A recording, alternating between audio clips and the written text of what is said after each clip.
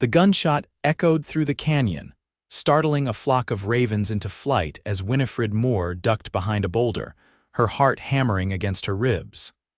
The stagecoach robbery had gone terribly wrong, not that she had been part of it. She had simply been in the wrong place at the wrong time, traveling to Copper Creek to start her new position as the town's schoolteacher when outlaws struck. "Miss, are you hurt?" A deep voice called out from somewhere to her left. Winifred peered cautiously around the edge of the rock. A man on horseback approached, rifle in hand but pointed downward. His face was partially obscured by the shadow of his wide-brimmed hat, but she could make out a strong jawline covered in stubble and intense eyes scanning the area. "They're gone now," he said, dismounting with fluid grace despite his tall frame. "Those cowards don't usually stick around once someone fights back." "I'm unharmed," Winifred replied, straightening her dusty traveling dress, "though I fear my luggage is scattered across half the territory." The stranger's mouth quirked up at one corner. "Quentin Archer," he introduced himself with a slight tip of his hat. "Marshal of Copper Creek, seems you're having an eventful welcome to our little corner of Arizona territory." "Winifred Moore," she said, extending her hand. "The new schoolteacher. Or at least I was supposed to be." She glanced around at her belongings strewn across the dirt. "I'm not certain what I am now." "Still the schoolteacher, Miss Moore," Quentin replied, taking her small hand in his calloused one. "Copper Creek's been waiting too long for educated folks to let a little thing like a robbery change that."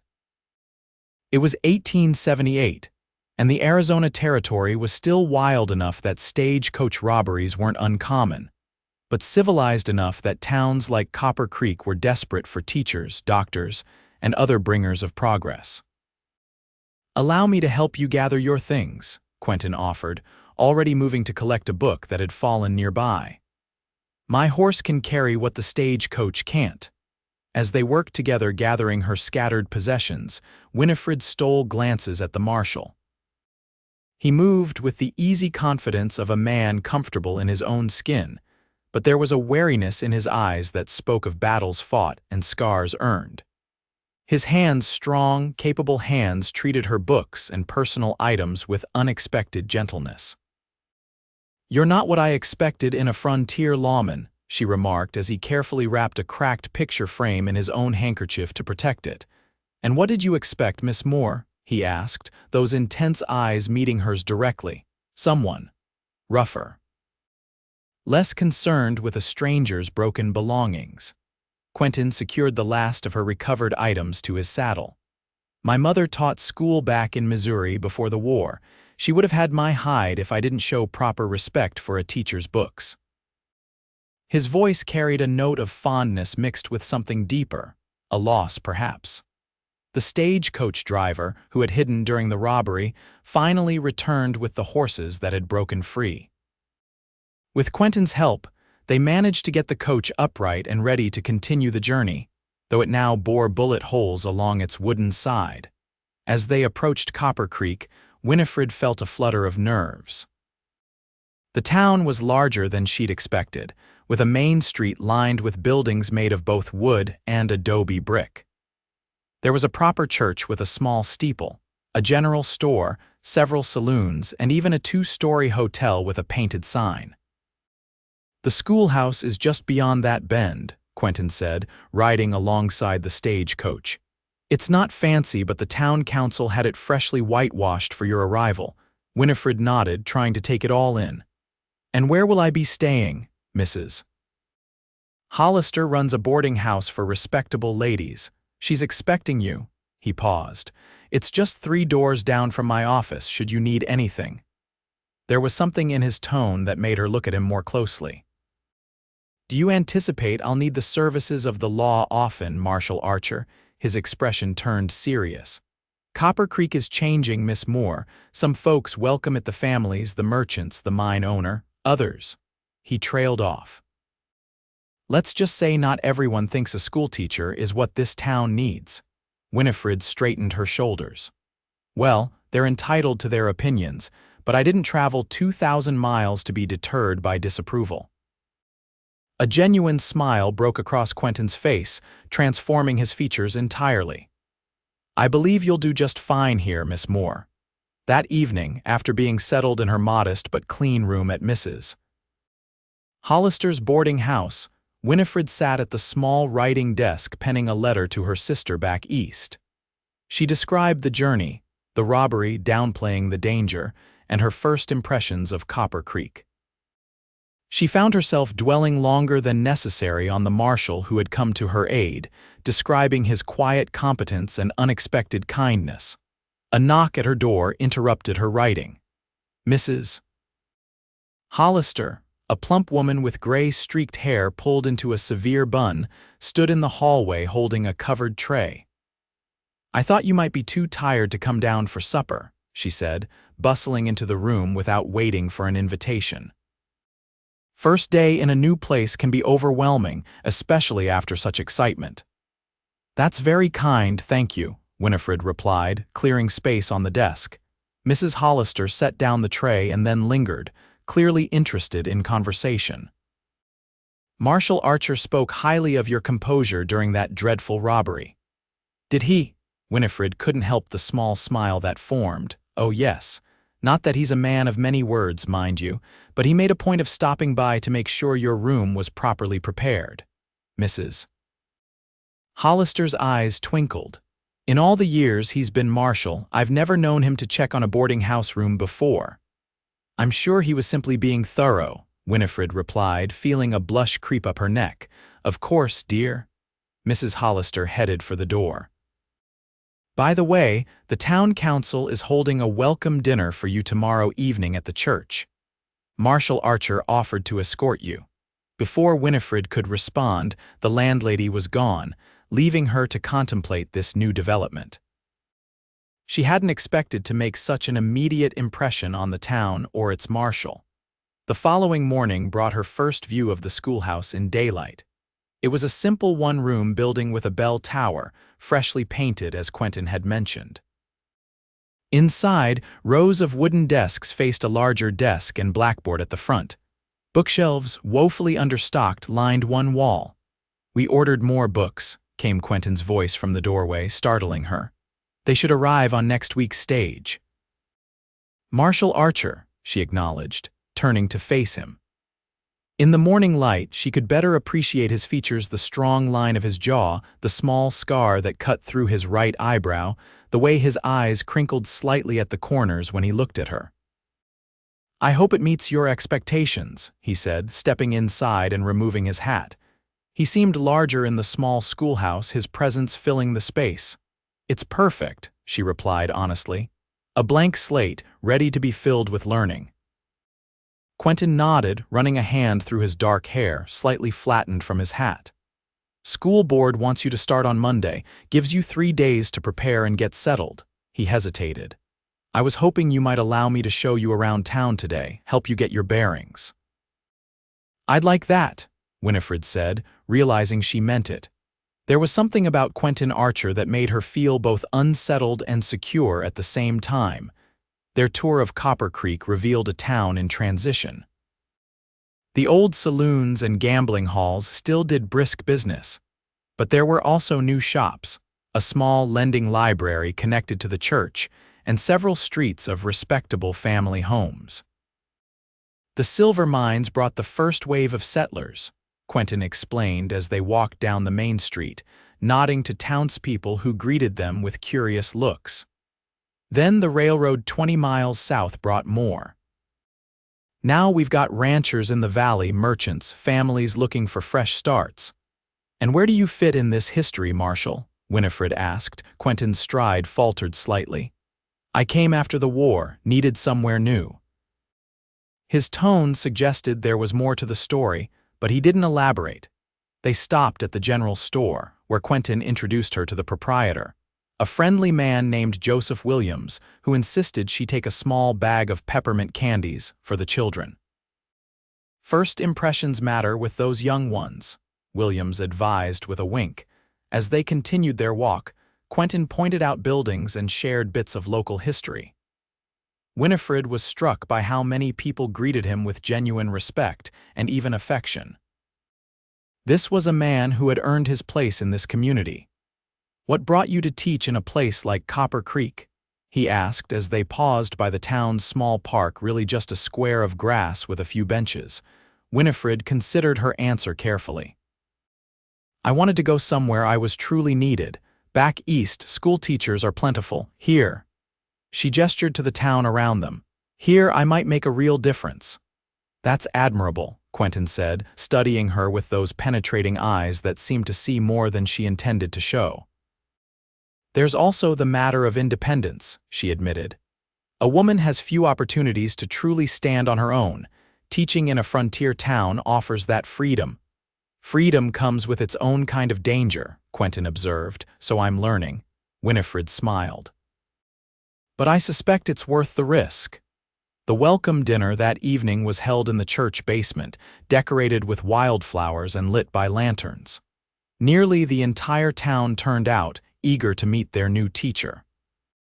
Winifred found herself shaking countless hands and struggling to remember names as Quentin stood by her side, occasionally offering quiet prompts when she faltered.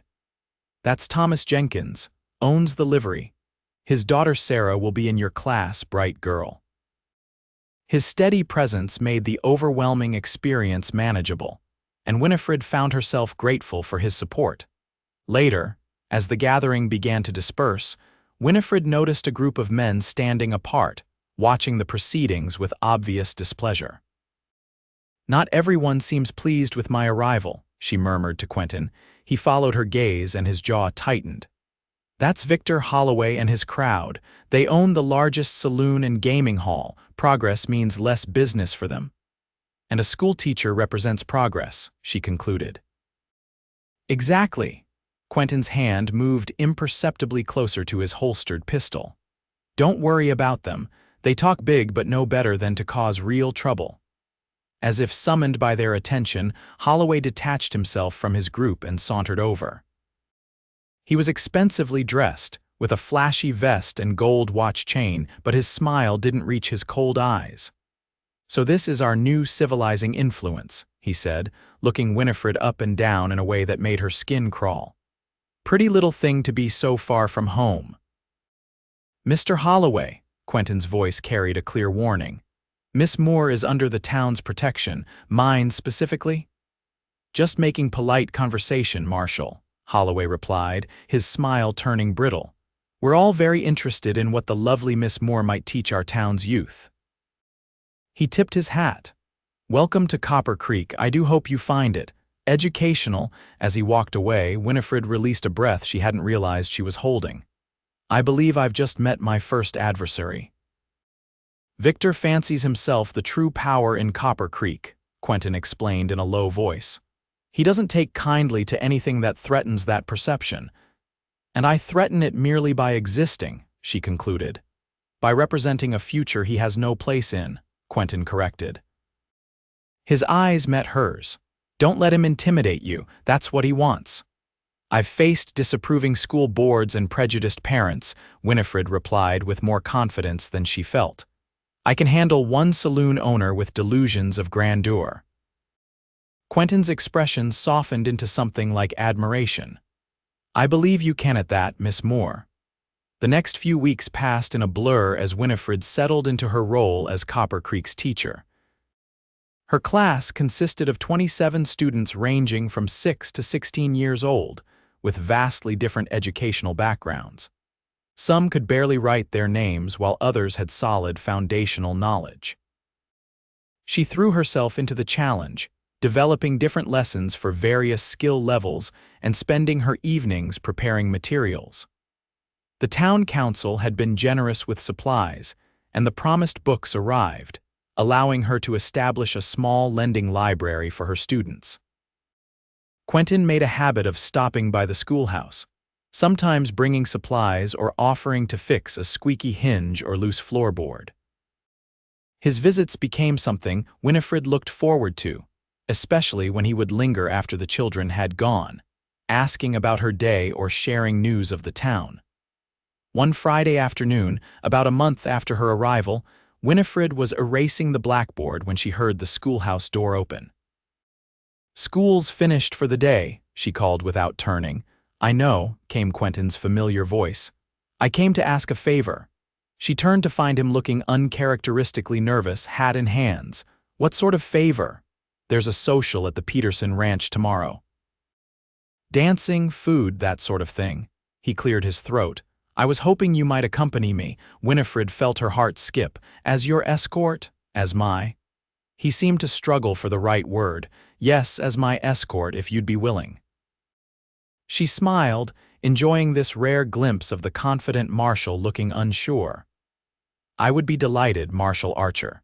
His answering smile transformed his face, making him appear younger, less burdened. "Quentin, please, at least when we're not in public." "Quentin," she repeated, testing the familiarity. "Then you must call me Winifred." "Winifred," he said, and something in the way her name sounded in his deep voice made her cheeks warm. The social at the Peterson Ranch was Winifred's first real opportunity to see the wider community beyond the town itself. The ranch house was surprisingly large, with a wooden dance floor constructed outside under strings of lanterns.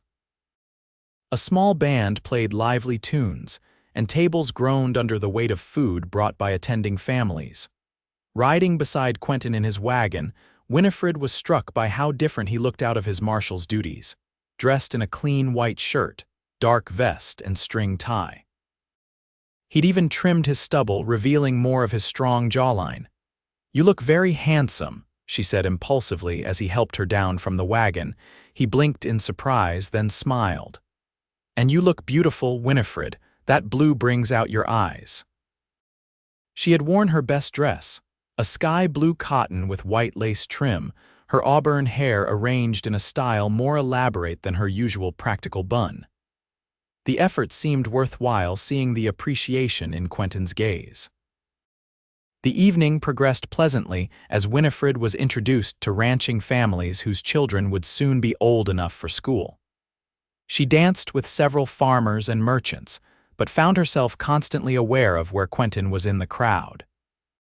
He danced infrequently, seeming content to watch from the sidelines, nodding to acquaintances and keeping a vigilant eye on proceedings even in this social setting. Finally, as the band struck up a slower waltz, he appeared at her side. "May I have this dance?" he asked formally, extending his hand. "I was beginning to think you didn't dance," Winifred replied, placing her hand in his. "Only when the partner is worth the effort," he said, leading her onto the floor. For a man of his size, Quentin moved with surprising grace, guiding her confidently through the steps. His hand at her waist was warm and steady, maintaining a proper distance while still conveying a sense of intimacy. "The town respects you greatly," Winifred observed as they turned. "I've heard nothing but praise for Marshal Archer tonight." A shadow crossed his features. "People have short memories. There was a time when I wasn't welcomed so warmly." "Oh," she prompted gently. Quentin was silent for several measures of music. "I came to Copper Creek running from my past," he finally said. "The war left me. Changed. I drifted, took jobs that didn't ask questions, did things I'm not proud of." Winifred listened, sensing the importance of his revelation. "The previous marshal found me passed out drunk behind the saloon. Instead of throwing me in jail, he offered me a job as deputy." Quentin's voice grew distant with memory. "Said he saw something worth saving. When he was killed in a bank robbery 2 years later, the town council asked me to take his place." "They clearly made the right choice," Winifred said softly. "Maybe." His eyes found hers. "I've tried to be worthy of that trust, to be the man he thought I could be." "I think you've succeeded," she told him earnestly. The music ended, but they remained still for a moment, connected by more than just the dance. Their moment was interrupted by a commotion at the edge of the gathering. Victor Holloway had arrived with several of his associates, already visibly intoxicated and loud. "Excuse me," Quentin said, his expression shifting immediately to the marshal's professional mask. "I should handle this." Winifred watched as he approached Holloway, speaking in low tones. The saloon owner's face twisted with displeasure, but something in Quentin's stance must have convinced him to behave. After a tense moment, Holloway nodded curtly and moved with his group to the far side of the gathering. "Is everything all right?" Winifred asked when Quentin returned. "For now," he replied, his eyes still tracking Holloway's movements. "Victor enjoys pushing boundaries, seeing how far he can go before I push back." The incident cast a slight pall over the remainder of the evening, though Quentin did his best to restore the earlier mood. They shared one more dance before the gathering began to disperse, families loading into wagons for the journey home under the star-filled Arizona sky. On the ride back to town, Winifred found herself seated closer to Quentin than strictly necessary, drawn to his warmth in the cool night air. They spoke little, but the silence was comfortable, filled with unspoken thoughts and growing feelings. At Mrs. Hollister's boarding house, Quentin helped her down from the wagon, his hands lingering at her waist a moment longer than needed. "Thank you for accompanying me tonight," he said, his voice low in the darkness. "I enjoyed it very much," she replied, looking up at him. In the silver moonlight, his face was all planes and shadows, his eyes dark and unreadable. For a moment, Winifred thought he might kiss her, and her heart leaped at the prospect. Instead, he stepped back, ever the gentleman. "Good night, Winifred," he said softly. "Good night." "Quentin," she answered, and watched him drive away before entering the boarding house, her mind full of waltzes and confessions and the feeling of his hand at her waist. The following weeks brought an unexpected change to Copper Creek: rain. After months of drought, the skies opened in a rare autumn deluge that turned streets to mud and kept most townspeople indoors. The schoolhouse roof developed several leaks, forcing Winifred to arrange buckets to catch the dripping water while teaching. On the third day of rain, Quentin appeared at the schoolhouse during the lunch hour, soaked through and carrying tools. "Mrs. Peterson mentioned your roof troubles," he explained, water dripping from his hat brim. "Thought I'd see what I could do." Despite her protests that he would catch his death, Quentin climbed onto the roof in the pouring rain and managed to patch the worst of the leaks. He returned inside drenched and shivering but triumphant.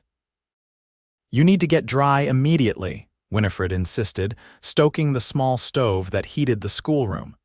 She retrieved a blanket she kept for emergencies and handed it to him. "Take off that wet coat at least," Quentin complied, removing his sodden jacket and hat. His white shirt clung to his broad shoulders, revealing the strong contours beneath. Winifred quickly looked away, busying herself with preparing coffee on the small stove. "The children will be returning soon," she said to fill the silence. "You should stay until the rain lessens." "I don't want to disrupt your teaching," he replied, wrapping the blanket around his shoulders. "You fixed our roof. I think you've earned a place by the stove," she said with a smile. The afternoon lesson became something special with Quentin present. The children were initially shy around the marshal, but when Winifred asked him to help with their geography lesson by pointing out places he had been, they gathered around eagerly. Quentin revealed a natural way with the children, answering their questions patiently and telling appropriately edited stories of his travels that had even the most restless boys sitting in rapt attention. Winifred watched him, seeing yet another facet of this complex man, and felt something in her heart shift irrevocably. By the time school ended, the rain had finally stopped. Quentin helped the children navigate the muddy paths as they departed, then returned to assist Winifred in cleaning up. "You're good with them," she observed as they straightened desks. "The children, I mean," he shrugged. "They're easier than most adults, more honest. Have you ever thought of having a family of your own?" The question slipped out before she could consider its propriety. Quentin's movement stilled. "Once, a long time ago." His voice held that distance again, the one that appeared when he spoke of the past. "The war changed those plans." "I'm sorry," she said softly. "Don't be." He looked up at her, his expression open in a way it rarely was. "Some dreams aren't meant to be. And some dreams find us when we least expect them," she countered gently. Their eyes held for a long moment, and Winifred felt the air between them change, charged with unspoken feelings. The moment was broken by the schoolhouse door banging open. A young boy, one of her students, stood there panting. "Miss Moore, Marshal, come quick. There's a fight at the Silver Dollar and Pa says Mr. Holloway's got a gun." Quentin was moving instantly, grabbing his damp hat and jacket.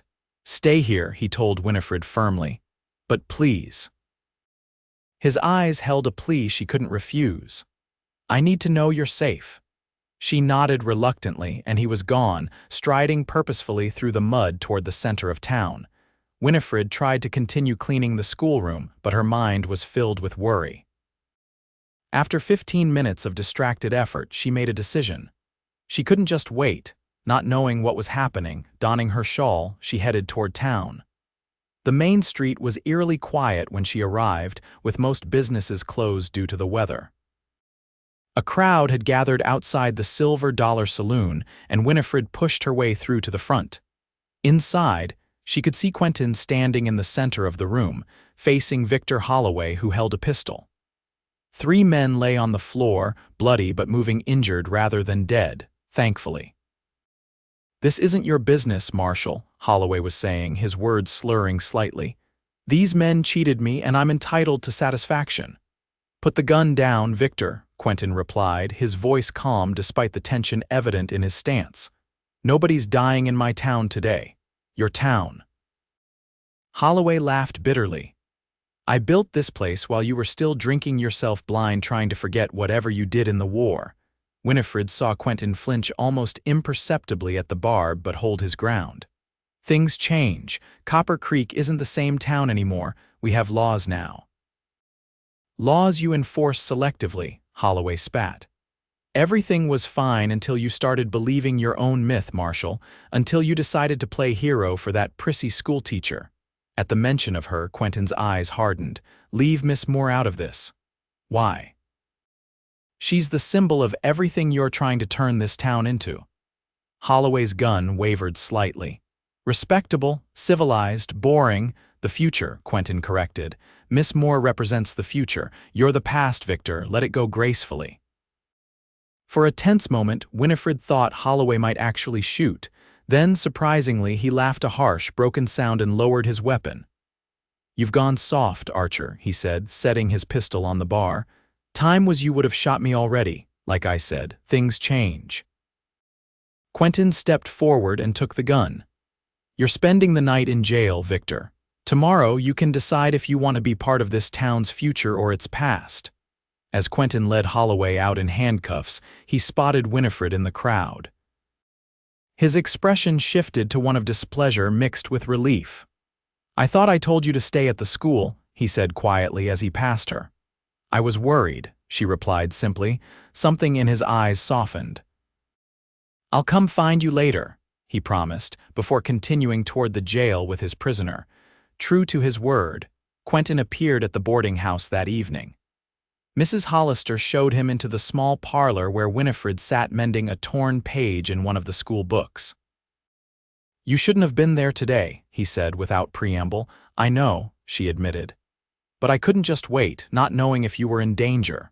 Quentin sighed, sinking onto the settee beside her.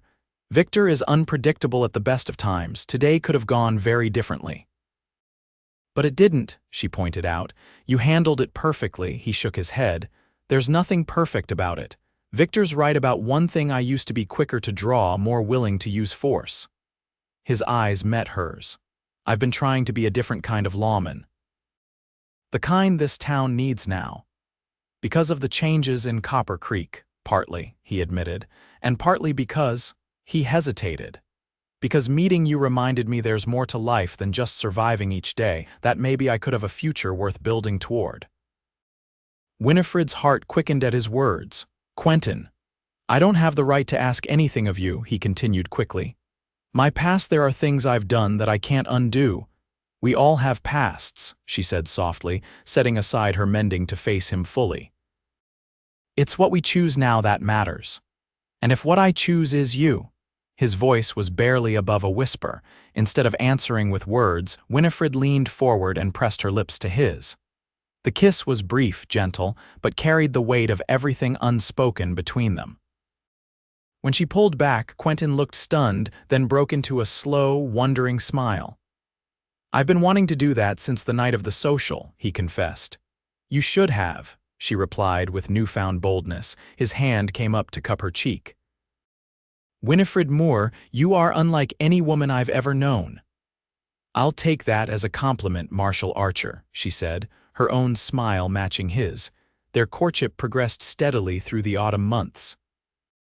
Quentin became a regular visitor at the schoolhouse, sometimes bringing small gifts, a book he thought she might enjoy. Wildflowers gathered on his rounds, once even a kitten found abandoned behind the general store that became the school's unofficial mascot. They took Sunday walks together after church, rode to neighboring ranches when Quentin's duties permitted, and spent evenings on Mrs. Hollister's porch swing, always under the landlady's watchful but approving eye. The town observed their growing attachment with general approval. Copper Creek was changing, becoming more settled, and the relationship between their marshal and schoolteacher seemed to symbolize that evolution. Not everyone was pleased, however. Victor Holloway, after his night in jail, had become increasingly resentful. He made no secret of his disdain for the town's new direction, and particularly for Winifred, whom he viewed as the catalyst for unwelcome change. One crisp November afternoon, as Winifred was walking back to the boarding house after school, Holloway stepped into her path. "Miss Moore," he said with a mockery of politeness. "A word, if you please." Winifred clutched her books tighter. "Mr. Holloway, I wanted to make you an offer." His smile didn't reach his cold eyes. $500, cash, for you to take the next stage out of Copper Creek." Shock rendered her momentarily speechless. "I beg your pardon. It's a generous amount, more than you'd make in a year of teaching." He withdrew a money clip from his pocket. "Take it and go. Tell Archer whatever story you like. Family emergency, better position elsewhere." Winifred found her voice along with her indignation. "Mr. Holloway, I have no intention of leaving Copper Creek, and certainly not for any amount of money you might offer." His face hardened. "You don't understand what you're doing to this town," to him. "I believe that's for me and Marshal Archer to determine," she replied firmly. Holloway stepped closer, invading her space. "Quentin Archer is a killer. Did he tell you that? Did he tell you about the men he hunted down after the war, the bounties he collected?" Winifred maintained her composure despite her racing heart. "Marshal Archer has been nothing but honest with me about his past." "Has he?" Holloway laughed harshly. "Did he tell you about Tucson, about the Hayes brothers?" "Step away from her, Victor." Quentin's voice cut through the tension. He stood a few paces away, hand resting on his holstered pistol. Holloway backed up, hands raised mockingly. "Just having a friendly conversation with our esteemed educator." He nodded to Winifred. "Consider my offer, Miss Moore. It won't remain open indefinitely." As he walked away, Quentin moved to Winifred's side. "Are you all right? What did he say to you?" "He offered me money to leave town," she said, still stunned by the encounter. $500. Quentin's expression darkened. "I'll have a word with him." "No," she placed a hand on his arm. "That's what he wants to provoke you." She hesitated. "He mentioned something about Tucson, the Hayes brothers." A shadow crossed Quentin's face.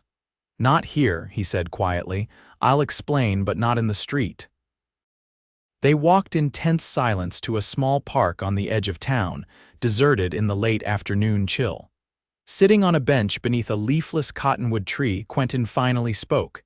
"After the war, I worked as a bounty hunter for a time." His voice was flat, emotionless. "The Hayes brothers had a price on their heads for a stagecoach robbery that left 3 people dead, including a child." Winifred listened silently, giving him space to continue. "I tracked them to Tucson, found them in a saloon." His hands clenched into fists on his knees. "I should have brought them in alive. That was the right thing to do, but when I saw them there, laughing, spending the money they'd killed for." He drew a ragged breath. "I drew on them, gave them the chance to surrender. They went for their guns instead." "You killed them," Winifred said softly. It wasn't a question. Quentin nodded. "All 3, right there in the saloon." His eyes met hers, filled with a pain that transcended the years. "Victor was there, saw the whole thing. He uses it against me whenever he can reminds me that the man I'm trying to be isn't the man I was. The fact that it troubles you shows how much you've changed, Winifred said, taking one of his hands in hers. Does it?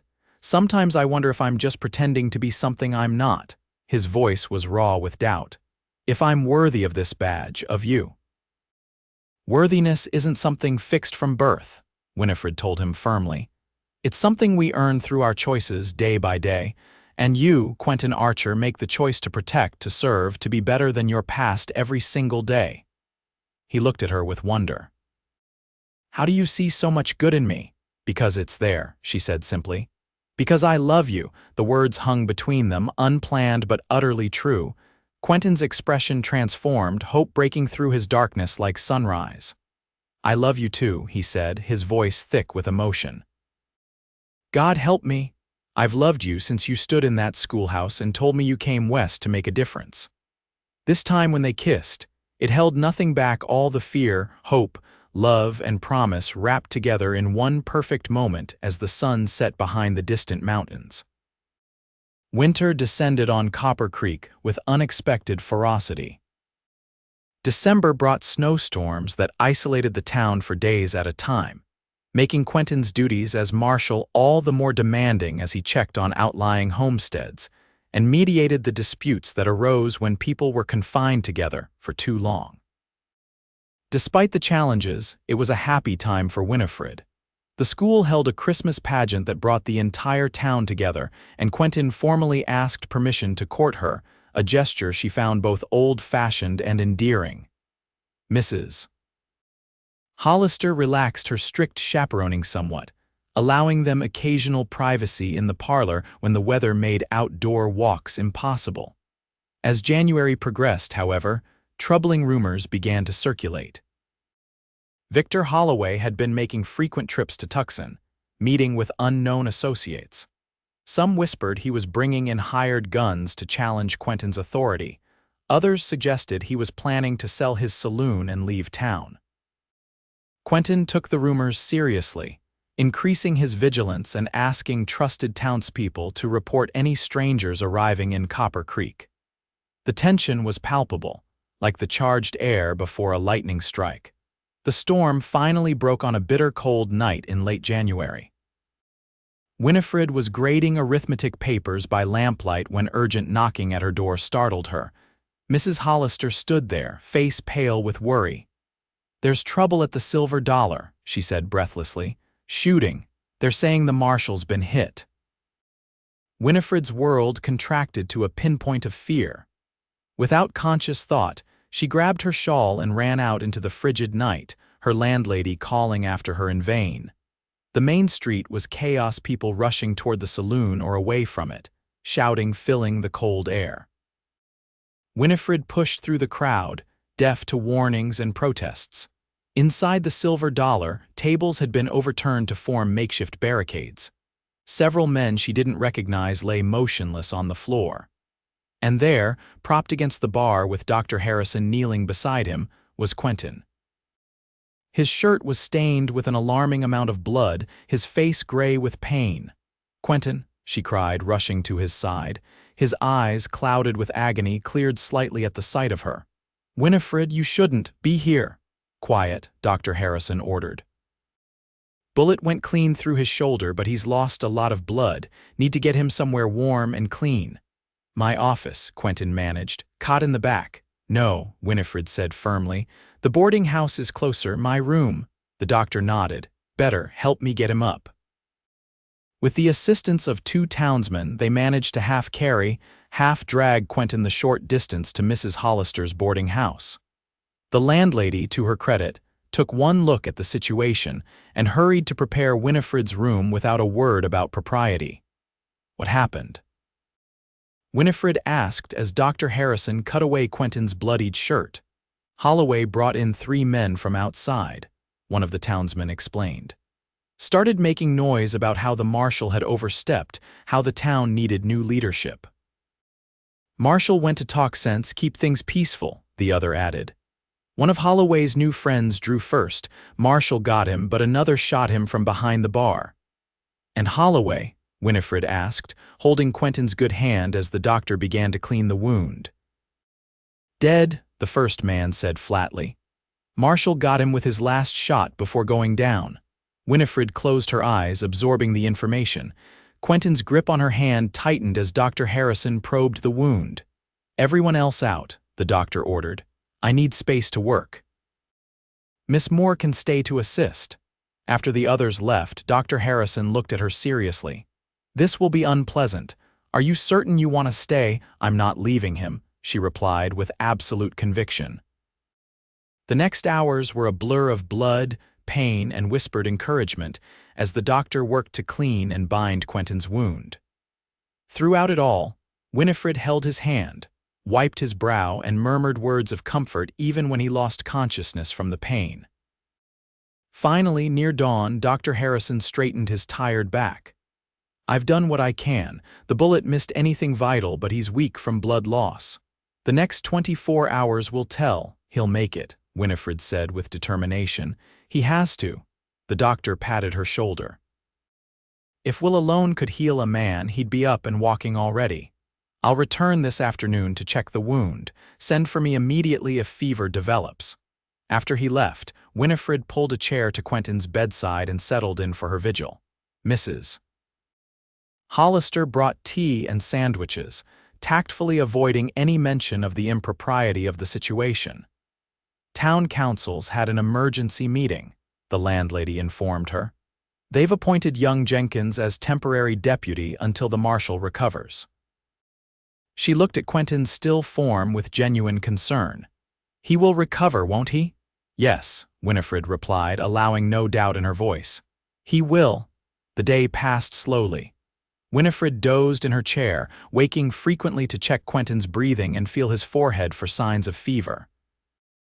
By evening, his skin felt too warm to her touch and his sleep grew restless. When Dr. Harrison returned, his expression confirmed her fears. Infection's setting in, he said grimly after examining the wound. Not unexpected with a gunshot. What can we do? Winifred asked, fear clawing at her throat. Keep the wound clean, cool compresses for the fever. He mixed a powder into a glass of water. This will help with pain when he wakes. Beyond that, the doctor shook his head. It's up to God and his own strength now. As night fell again, Quentin's condition worsened. The fever burned hotter, and he began to mutter incoherently, caught in some nightmare landscape of his past. Winifred bathed his face and chest with cool water, changed the bandages as instructed, and spoke to him, constantly reminding him of the future they planned, the life waiting for him if he would just hold on. Near midnight, his eyes suddenly opened, startlingly lucid despite the fever. Winifred, he rasped, you're still here. Of course I am, she replied, taking his hand. Where else would I be? You should go, rest. He coughed weakly. Don't want you to see this. I'm not leaving you, she said firmly. His fever-bright eyes searched her face. I killed a man tonight. Again, you protected our town, she corrected gently. You did your duty. Always blood, he murmured, his lucidity fading. Can never wash it clean. Quentin, listen to me. Winifred leaned closer, willing him to understand. You are more than your past, more than the lives you've taken. You're the man who fixes schoolhouse roofs in the rain, who teaches children about faraway places, who looks at me like I'm the sunrise after an endless night. His eyes focused on her again, a ghost of a smile touching his cracked lips.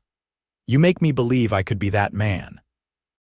You already are, she insisted. You'll regret this, he whispered, his voice fading as consciousness slipped away. Staying, loving a man like me.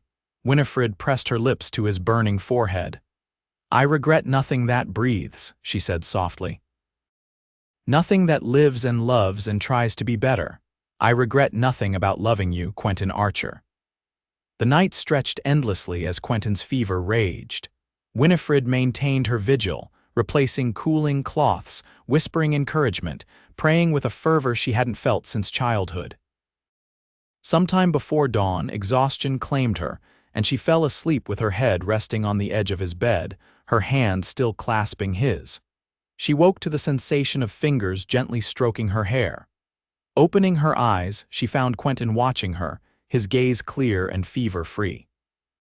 "Morning," he said, his voice weak but steady. Joy surged through her. "Your fever broke, seems so."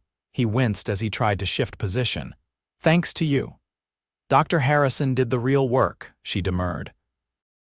"Dr. Harrison didn't stay up for 2 nights straight talking me back from the darkness." His fingers found hers. "I heard you, Winifred. Even when I couldn't respond, I heard your voice calling me home." Tears of relief and exhaustion filled her eyes. "I was so afraid I would lose you." "Takes more than a bullet to keep me from you." His attempt at humor was undermined by the genuine emotion in his eyes. "I meant what I said before. You deserve better than a broken-down lawman with more ghosts than future." "And I meant what I said," she countered. "I regret nothing about loving you, nothing about choosing you." She leaned forward to kiss him gently. "You're stuck with me, Marshal Archer, bullet holes and all." His recovery was slow but steady. Word spread quickly that the marshal would live, and visitors came daily. Town council members, shopkeepers, even children from the school bearing hand-drawn cards. Mrs. Hollister, after initial concerns about propriety, became Quentin's fiercest advocate, turning away visitors when he needed rest and ensuring Winifred took breaks from her nursing duties. By mid-February, Quentin was strong enough to return to his own quarters above the marshal's office, though he remained on limited duty. The town had settled into an uneasy calm following Holloway's death. His saloon was purchased by a consortium of local businessmen who promised to run it as a respectable establishment. On a clear, cold Sunday in late February, Quentin asked Winifred to join him for a short walk after church. Still moving carefully to protect his healing shoulder, he led her to the small park where months earlier he had confessed the darkest parts of his past. "I've been doing a lot of thinking during my recovery," he said as they sat on their usual bench. "About the past, the future, about us." Winifred's heart quickened. "And what conclusions have you reached?" "That life is too precious and too uncertain to waste." He turned to face her fully. "Winifred Moore, would you do me the honor of becoming my wife?" Though she had hoped for this moment, the reality of it still took her breath away. "Yes," she said without hesitation. "Yes, I will marry you, Quentin." His smile was radiant as he reached into his pocket and withdrew a small gold ring set with a modest diamond. "It was my mother's," he explained as he slipped it onto her finger. "The only thing of hers I managed to keep through all these years." The ring fit perfectly, catching the winter sunlight like a promise made tangible. "It's beautiful," she whispered, blinking back tears of happiness. They were married on the first day of spring in Copper Creek's white-steepled church, with nearly the entire town in attendance. Winifred wore a dress of ivory silk ordered specially from San Francisco, and Quentin stood tall and straight in a new black suit, his badge polished to a high shine on his chest. The reception was held in the schoolyard, decorated with wildflowers and ribbons by Winifred's students. As the newlyweds danced beneath paper lanterns in the twilight, Quentin pulled his bride close. "Happy?" he asked, his eyes reflecting the golden light. "Completely," she assured him. "And you, more than I ever thought possible." His hand tightened at her waist. "I never expected this life, Winifred, never thought I deserved it." "Perhaps that's why you appreciate it so deeply," she suggested, "because you understand its value." He nodded thoughtfully. "I'll spend every day trying to be worthy of the gift you've given me. Just love me," she said simply. "That's all I ask." "That," he promised, "is the easiest vow I've ever made." Their life together unfolded with the changing seasons. Winifred continued teaching, while Quentin served as marshal with a newfound serenity that came from having a home and heart to return to each night. They moved into a small house at the edge of town, where Winifred planted a garden and Quentin built furniture with his own hands during his off hours. When Winifred discovered she was expecting their first child the following winter, Quentin's joy knew no bounds. He hovered anxiously throughout her pregnancy, much to the amusement of the townspeople. "You'd think no woman had ever had a baby before," Dr. Harrison teased when Quentin peppered him with questions during Winifred's checkups. "No woman I love has," Quentin replied seriously. Their daughter, Elizabeth, was born on a snow-covered morning in late December, with Quentin pacing outside the bedroom until Mrs. Hollister, now a dear friend and unofficial grandmother, finally ushered him in to meet his child. The sight of Winifred holding their tiny daughter, exhausted but radiant, brought the formidable Marshal to his knees beside the bed. "She's perfect," he whispered, gently touching the baby's red, wrinkled hand with one finger. "Just like her mother." 3 years later, their son Robert joined the family, completing their happiness. Copper Creek continued to grow and prosper, becoming known throughout the territory as a place of education and opportunity.